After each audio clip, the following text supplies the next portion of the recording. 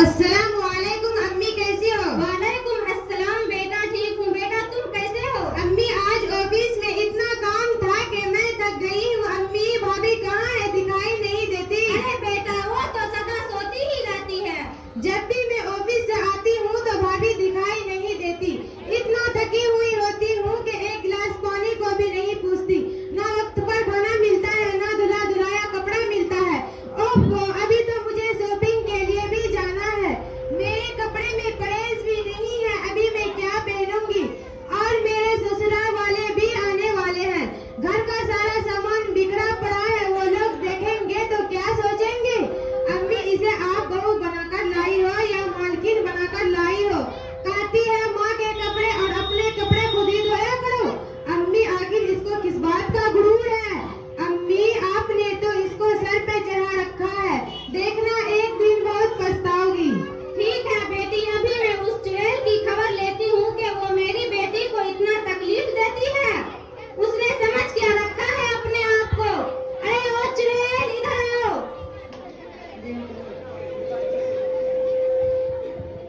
हाँ क्या बात है अम्मी जान? चल बड़ी आई अम्मी की बच्ची, मैं तुमको बहू बनाकर लाई हूँ या मालकिन बनाकर लाई हूँ? अम्मी दिन भर मेकअप में रहेगी तो खाना कैसे बनाएगी? हाथ मैले हो जाएंगे ना। बर्तन कैसे धोएगी? हाथ घिस जाएंगे ना। अभी एक हफ्ते पहले साबुन और क्रीम लेकर आई थी, सब खत्म कर दिया। हाय अल्लाह, मैं तो सामान लाते लाते थक गई। कभी ये खत्म कभी वो खत्म, कभी जिंदगी में देखा होता तब ना। जब से ये इस घर में आई है तब से सारी खैर बरकत चली गई है। ये गलत बात है अम्मी, वक्त पर खाना भी देती हूँ और कपड़े भी बराबर धोती हूँ। रात को देर तक काम करती रही तो थक गई, इसलिए नाज़रीन के बिस्तर पर लेट गई थी। क्या शिकायत कर रही है नाज़रीन? अम्मी अभी तो मेहमान को आने में काफी टाइम है, उनको आने से पहले पहले हमारा काम हो जाएगा इंशाअल्लाह।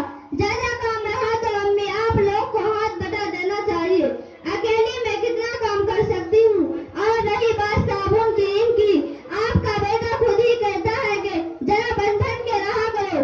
अकेली मैं थोड़ी खर्च करती हूँ, आप लोग भी तो खर्च करते हैं ना। अरे मनूस, तू कौन होती है मेरी बेटी के बारे में बोलने वाली? तेरा बाप लाके दिया है क्या? एक कौड़ी का सामान लाई थी, हमने सोचा था आएगी करेगी खिलाएगी, लेकिन तू तो सारे घर पर कब्जा करने लगी। अब ये सब नहीं होगा। तू आज ही अपने माँ बाप को फोन करके बोल मुझे फ्रिज टीवी कूलर गाड़ी और दहेज का सारा सामान चाहिए। और हाँ, आज से मेरी बेटी के बिस्तर और सामान पर हाथ मत लगा देना। अम्मी अब तक जो भी हुआ मैं उससे माफी मांगती हूँ। मेरे शादी के वक्त पर मेरे माँ बाप के पास जितना था वो दे दिए, मैं इतना नहीं ला सकती।